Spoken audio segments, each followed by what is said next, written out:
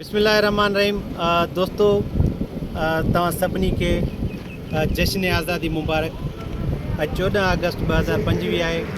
अल्लाह पाक असांजे पाकिस्तान खे शाद व आबाद रखे। असां अॼु हिते ठटे वारे पासे निकितल आहियूं। हीअ सिंधू दरिया जी पुल आहे ऐं सिंधू दरिया जेको चवंदा आहिनि त 3100 खां मथे किलोमीटर करे जितां स्टार्ट थींदो आहे उतां खां ई पाणी ईंदो आहे। मुख़्तलिफ़ ज़िला, मुख़्तलिफ़ शहर, मुख़्तलिफ़ माण्हुनि जूं बनियूं ऐं ॻोठ, माण्हुनि जे खाधे जो सिस्टम इन मां थींदो आहे। माण्हुनि जे पीअण जो पाणी जो सिस्टम ईअं थींदो आहे। जानवरनि जे पीअण जो पाणी हितां थींदो आहे। अलाह साईं सिंधू दरिया खे ता क़यामत शाद ऐं आबाद रखे। हाणे हिकिड़ो ॻाल्हि जेका करण जी ॻाल्हि त चवनि था त सिंधू दरिया में अॼुकल्ह जेको आहे तक़रीबन 4 लख क्यूसिक खां मथे पाणी हले पियो।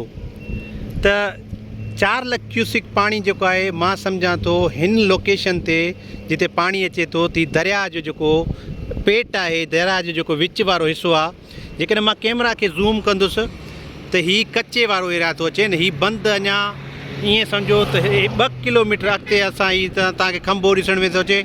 2 किलोमीटरनि ताईं असांखे माना दरिया जो बंदि अञा परे आहे। पेट जे अंदरि बि पाणी मतिलबु पूरो न आहे। सिंधू दरिया जिते 14 लख 15 लख क्यूसिक पाणी क्रॉस कंदो हो, अॼु उन दरिया जे विच में जेकॾहिं 4 लख 4.5 लख क्यूसिक पाणी थो अचे त मथे वारे पासे जेको आहे ॿोॾि जो ॿुधाइनि था त ॿोॾि जी सूरत हाल थी वञे। बहरहाल हिन दरिया जो पाणी जॾहिं असां समुंड खे ॾींदा आहियूं त समुंड में जेके असांजा जानदार आहिनि, जेके हलाल जानदार आहिनि, जेके जानदार असांजे माहौल खे, असांजे समुंड जे एटमॉस्फेयर खे, समुंड जे इन्वायरमेंट खे सेफ कंदा आहिनि, उन्हनि खे मिठे पाणी जी ज़रूरत हूंदी आहे। हीअ कैनाल जो पाणी जेको आहे हीअ असांजो मिठो पाणी असां इंसाननि जी ज़रूरत आहे त जानवरनि जी ज़रूरत आहे। सो अॼु हितां आयासीं, ॾिसो त हर पासे पाकिस्तान जा झंडा आहिनि। बाइकर्स वञनि पिया। कराची, सिंध जे मुख़्तलिफ़ ज़िलनि मां बाइकर्स आया आहिनि। पर ॾाढो हिकिड़ो बहितरीनु नज़ारो आहे। मथे तव्हांखे झुड़ ॾेखारींदासीं ऐं हीअ झुड़ जो मंज़रु आहे। मौसम तमामु बहितरीनु आहे। ऐं सिंधू दरिया में मुहाणा अॻिते तव्हां ॾिसंदो त लॻाए वेठा आहिनि, ॿेड़ियूं लॻाए वेठा आहिनि मच्छी पकड़ण जे लाइ।